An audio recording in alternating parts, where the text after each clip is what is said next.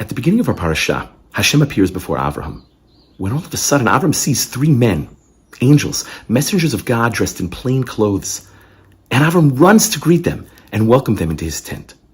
It appears almost as if Avraham interrupts Hashem, almost mid-sentence. None of us likes to be interrupted, to be ignored. We get annoyed when in the middle of a conversation, our friend or coworker or spouse picks up the phone or sends a text message. Yet our sages tell us that this episode teaches that in a certain sense, the mitzvah of hachnasat orchim, hospitality, is even greater than receiving the Shekhinah, the divine presence. How is hospitality greater than receiving the divine presence? How could Avraham just get up and go and leave Hashem to greet his guests? What are our sages trying to teach us? The answer is so simple, yet so profound.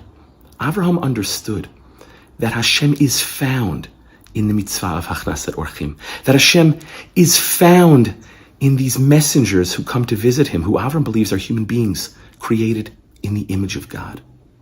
Avraham wasn't leaving Hashem at all. Hashem was there all along. Rabbi Jonathan Sachs, whose first yahrzeit is this week, wrote the following: Abraham, father of monotheism, knew the paradoxical truth that to live the life of faith is to see the trace of God in the face of the stranger. It is easy to receive the divine presence when God appears as God. What is difficult is to sense the divine presence when it comes disguised as three anonymous passersby.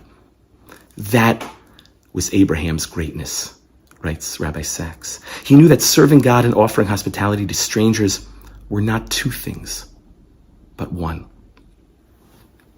Rabbi Sachs continued and quoted an interpretation of Rabbi Shalom Rokeach, the Sar Shalom, the first Belzer Rebbe, who noted the difference in the language in verses 2 and 8. In verse 2, the visitors are described as standing above Avraham, nitzavim alav. But in verse 8, Avram is described as standing above them, omed alehem, as they ate. The Belzer Rebbe explained that at first, the visitors were on a higher level than Avraham, because they were angels, and Avram is but a mere human being. But after Avram gave them food and drink and shelter, he was on a higher plane, even higher than angels. By treating our fellow man, created in the image of God, with dignity and respect, and by giving him honor, we ultimately give honor to Hashem. Shabbat Shalom from Jerusalem.